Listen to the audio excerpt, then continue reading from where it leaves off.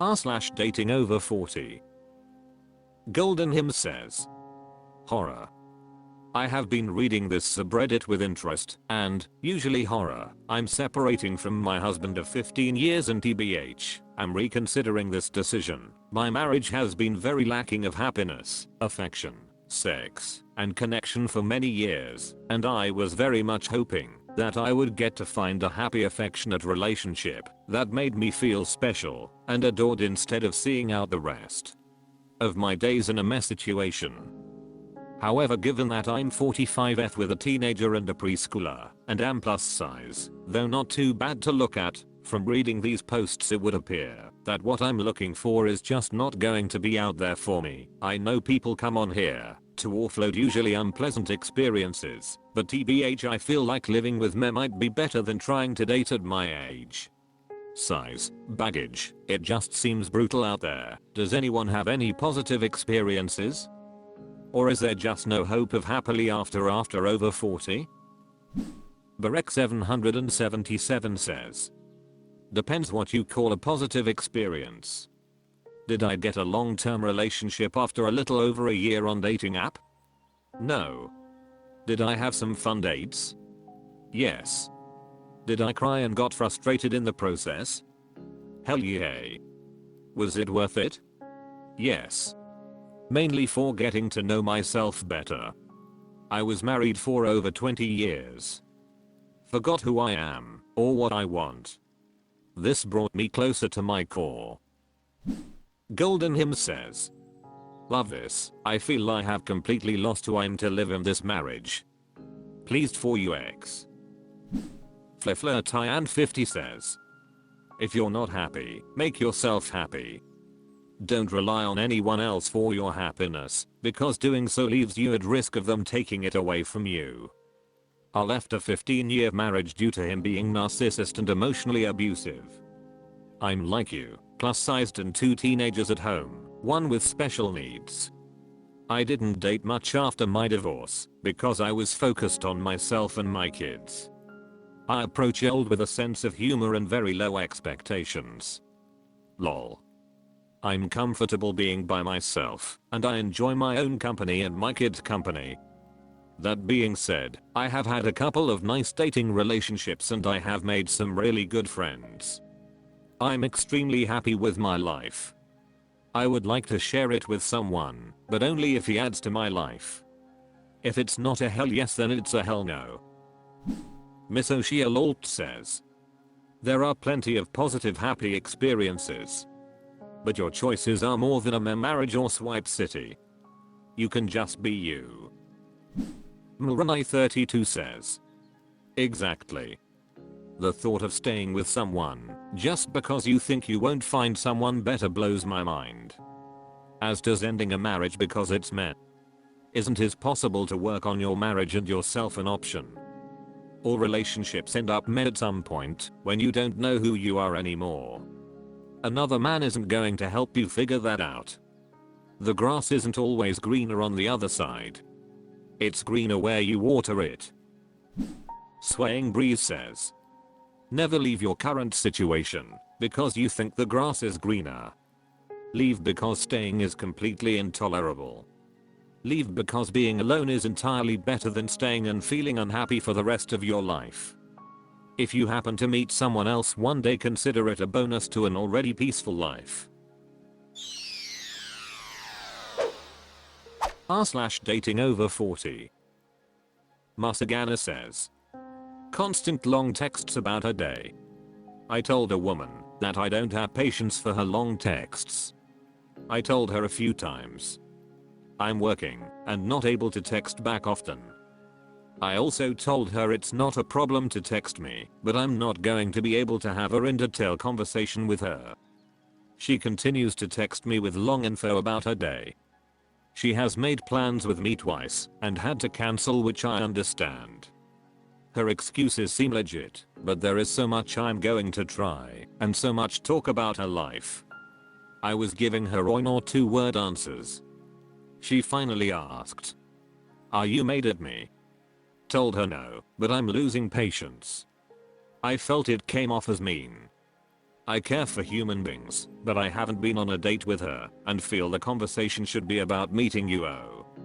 After you go on a several dates it would be O.K. to do this. Am I wrong for wanting the conversation to be lighthearted before we date?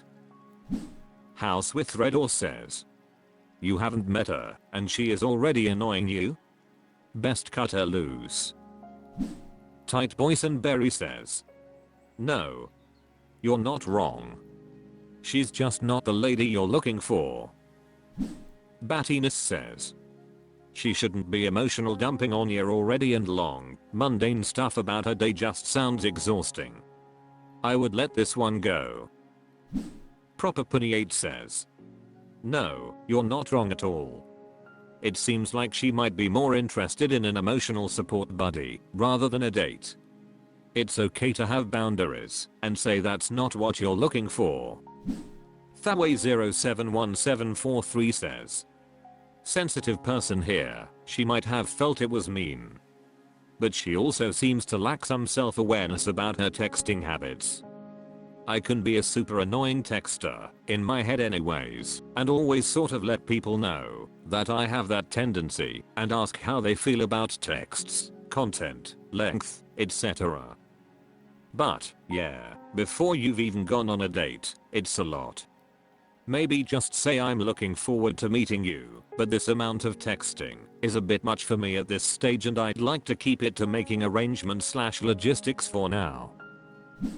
Probability Bot says, couple things a communication mismatch. I also have a feeling she's looking for a pen pal/therapist. Likelihood of you two actually meeting up are slim. I've run up with quite a few of these on old. The telltale sign is the date cancellations. They'll wanna keep talking to you and will keep stalling when it comes to actually meeting up. Or they may meet once then stall again for future meetups.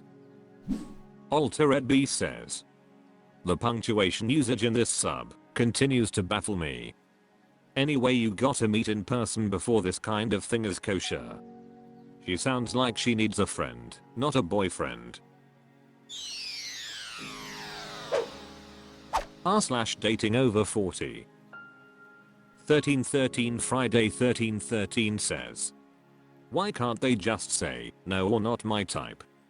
While we have not physically been on a date yet, I, F48, have been having conversations, flirting with M59, for about 2 months. These talks have been in person and over the phone. I've enjoyed the conversations. He's taking too long to ask me out, so I asked him. His reply was silence. What did I miss? I can handle no, but it's the nothing that aggravated me. And then I see him again, it's like he has amnesia. Anyone else experience this? Throwaway Dating 2289 says, his silence was a no, sorry Opus. Just because I love this says, or no, I'm married. Expensive Gene 2273 says, sounds like a cowardly married man, but that's just my experience with that in dating. Just wants the attention, not the cheating. Sorry you will lead on. Justanatha Peliguhai says, honestly, get a date within a week or 2 if schedules are conflicting. Spending weeks getting to know someone online or through texting is just misleading yourself. I'm sorry you got invested, but who's to say it was even a 59 meters? Inside Dance 41 says, what did I miss? Everyone can have busy schedules, but I expect to be asked to meet within the first week of chatting. After a month, unless he has been away on international assignment etc., I would move on. A man who is truly interested doesn't want to lose the opportunity to meet a woman. Just watch in Atalgaby says, that's weird Opus. Maybe he's in a relationship and you're just someone to give him attention. That sucks. Next time don't wait so long. Nachichi says, you've met in person. Did you always initiate those meetings? Why aren't those considered a date, and what would you consider this as a date? Only Arth 12 says, 2 months. Why wait too long to go before a meetup date? Nothing wrong with asking to do that, just make it sooner. Pixbear33 says, I gotta know, what exactly did you say in asking him out? Was it utterly unmistakable? datingoverforty says, what you miss is you allow this flirting / conversation to go on for 2 months without an actual in-person meeting. If a guy can't ask you out within 2 weeks, he's never going to ask you out. Most will strike within 5 to 7 days, then maybe we'll take another week to find a time that works for both. r/datingoverforty. Flezissa says, me again guys, what? I did something wackadoo today. Little backstory. I posted a few weeks back about a guy I ran into that I had originally met a few years ago. We've been talking for a little over a month, however it's usually only at the event we're both at. No big deal. We've exchanged a few words via Messenger, but usually it's me asking him something and him reading it but not responding. I've given him my number, but have not talked that way. He says things all the time to indicate he has some interest. Unless I'm totally off my rocker and don't know how to read signs. He's kinda shy around me, and I think I may be a little too aggressive to him. I call it determination. Anywho, today I sent the following message. It's 2024 and I'm in a new season of going after things with no fear. With that said, I'm going to take myself out to dinner Wednesday for my birthday. If you would like to join me, that would be such a treat. Heck, we can even talk about business, so I'll pay and write it off. It'll be at Jonathan's in Spring Hill around 630. I'll be sitting at the bar. Maybe I'll see you then. If it matters, I have a list of 50 things I want to do before I'm 50 next year. Asking a guy to meet me for my birthday dinner is first on the list, guys. Point with. Go or no? And just for the record, I'm perfectly fine with him just being a friend and us never dating. I find when conversations move as smoothly with him, I surround myself with those people. Thanks for letting me ramble. Ellen Harrison 6151 says, the birthday angle is the only part of this that would be a turn off for me. It feels a little manipulative. Maybe that's too strong an accusation, but I guess for me getting that message would make me feel uncomfortable, like I was being put in a position to say yes, otherwise feel guilty for making you eat alone on your birthday, but that's just me. I'm a people-pleasing overthinker. HMNI Enigma Montoya says, would I go? If I knew you and you asked me, sure. But if we were already chatting, etc., I'd feel like your message is a lot of verbal diarrhea. Why not just communicate to the guy? Hey, it's my birthday next week, and I was planning on going to place/date/time. I'd love it if you joined me. I really enjoy seeing you. Wanna go? Everything else was red flag stuff. Stingox83 says, yeah, low at the worst you'll be at a bar. London Will 8 says, the ratio of I plus my plus me plus myself / you plus me in the message is off the scale. This is a Mayday parade sized red flag for me, I'm afraid. If that message were sent to me, run hard and fast, and don't look back, and, no, not to the bar, would be the only option. Sorry that is harsh, however, I've been burned by narcissists in the past, and the message punches my covered narcissist alert button. Best of luck, nonetheless. Janibla Senior says, I wish you the best of luck, and I hope he says yes. If I received that, I'd be cooking up an excuse to politely decline. A one-on-one birthday dinner would wait to intimate, and ate like for me with someone I only recently connected with and have had casual contact with. Meeting for a coffee on a day that has no particular significance? Maybe. But birthday dinner is like jumping right to third base when I didn't expect to be playing baseball. Worcester says, Desperado. Why don't come to your senses? You've been outridden fences for so long now. Read this back to yourself.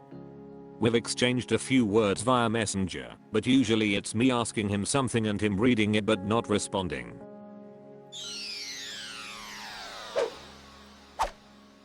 That's all for this video. Thank you for watching. Please subscribe.